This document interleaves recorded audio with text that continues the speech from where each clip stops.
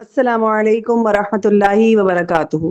الحمد للہ وکفا وسلام علی عباد الذین اصطفیٰ، اما بعد فاعوذ باللہ من الشیطان الرجیم، بسم اللہ الرحمن الرحیم۔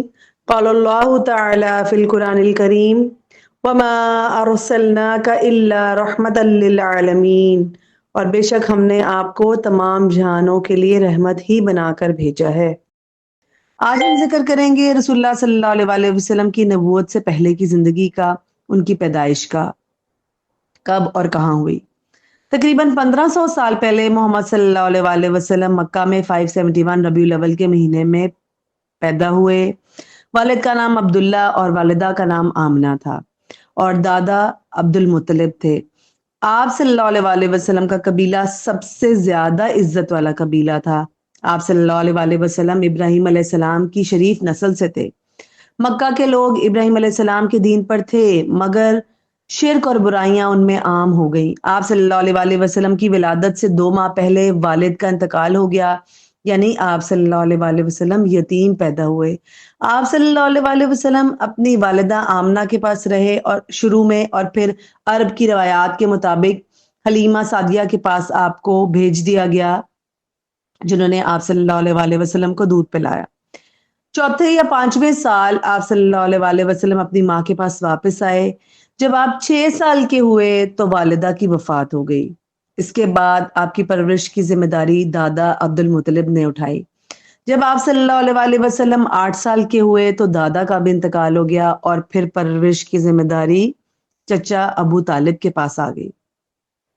اب ہم سوچیں کہ ان ساری چیزوں سے ہمیں کیا سبق ملتا ہے، کہ جس کو بچپن میں ہی اتنے سارے غم ملے ہوں، اس کا کامیاب ہونا کتنا مشکل ہے۔ لیکن آپ صلی اللہ علیہ وآلہ وسلم کو اللہ تعالیٰ نے دنیا کا عظیم و شان اور کامیاب انسان بنا دیا، اور یہ کامیابی بھی رسول اللہ صلی اللہ علیہ وآلہ وسلم کا ایک معجزہ تھی۔ اب رسول اللہ صلی اللہ علیہ وآلہ وسلم کے شام کے سفر کا ذکر کرتے ہیں، اور پھر نکاح کا ذکر کہ کب ہوا۔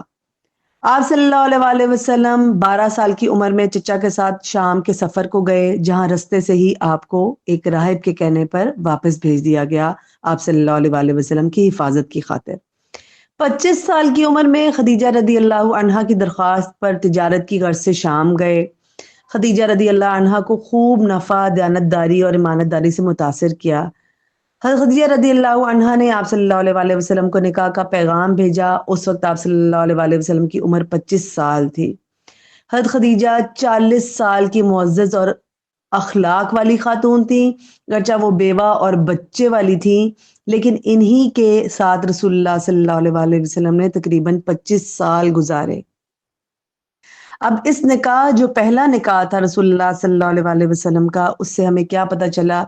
سب سے پہلے تو ان کی تجارت کے بارے میں اگر ہم بات کریں تو وہ ایماندار اور کامیاب تاجر تھے۔ دوسرا، نکاح کے موقع پر اخلاق و کردار والی خاتون کو ترجیح دی، حالانکہ رسول اللہ صلی اللہ علیہ وآلہ وسلم کی سے پہلے ان کا نکاح نہیں ہوا تھا، اور حضرت خدیجہ بیوہ تھیں اور بچے بھی تھے، لیکن اس کے باوجود رسول اللہ صلی اللہ علیہ وآلہ وسلم نے اخلاق کو ترجیح دی۔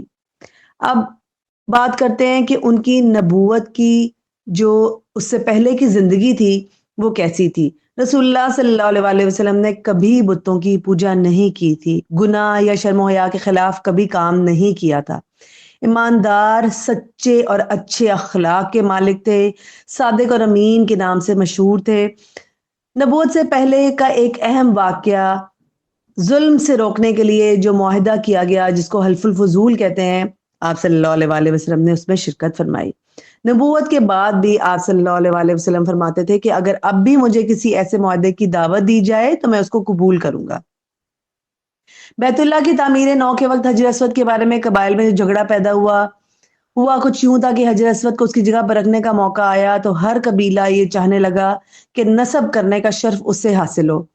آپ صلی اللہ علیہ وآلہ وسلم کو اس جھگڑے میں فیصلے کرنے کا موقع ملا تو آپ نے حجر اسود کو چادر میں رکھا، ہر قبیلے کے ایک نمائندے سے کہا کہ اس چادر کے کناروں کو پکڑیں، پھر خود آپ صلی اللہ علیہ وآلہ وسلم نے حجر اسود کو اس کی جگہ پر نصب کر دیا تو سب لوگ اس بات پر خوش ہو گئے۔ اب یہ جو حجر اسود کو نصب کرنے کے موقع پر جو رسول اللہ صلی اللہ علیہ وآلہ وسلم نے عمل کیا، وہ کیا تھا کہ ظلم اور لڑائی کو روکنے کے لیے رسول اللہ صلی اللہ علیہ وسلم ہمیشہ دلچسپی دکھاتے اور ہمیں بھی اس پر عمل کرنا چاہیے۔ آپ صلی اللہ علیہ وآلہ وسلم نے 40 سال تک نہ کبھی جھوٹ بولا، نہ کسی کو دھوکہ دیا۔ یہ کیسے ممکن تھا کہ وہ اچانک اللہ کے نام پر سب سے زیادہ جھوٹ بولنے لگے؟ ہمیں ان سارے اسباق کو غور سے جو ہے وہ اس کو سننا چاہیے، عمل کرنا چاہیے کہ کس طرح رسول اللہ صلی اللہ علیہ وآلہ وسلم نے اپنی زندگی گزاری، اللہ تعالیٰ کے احکامات کے مطابق گزاری اور ہم تک اللہ کا یہ پیغام پہنچایا نہایت ہی بہترین اور خوبصورت طریقے پر۔ اللہ تعالیٰ ہم سب کے اندر دائی کی بہترین خصوصیات پیدا فرما دے اور ہم رسول اللہ صلی اللہ علیہ وآلہ وسلم کے نقش قدم پر چلنے والے بن جائیں۔ آمین یا رب العالمین۔ سبحانک اللہم و بحمدک، نشہد ان لا الہ الا انت، نستغفرک و نتوب الیک۔ السلام علیکم ورحمۃ اللہ وبرکاتہ۔